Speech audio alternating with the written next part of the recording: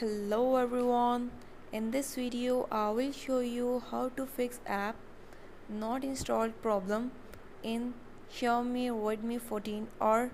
before starting this video please subscribe for more videos and try to watch complete video.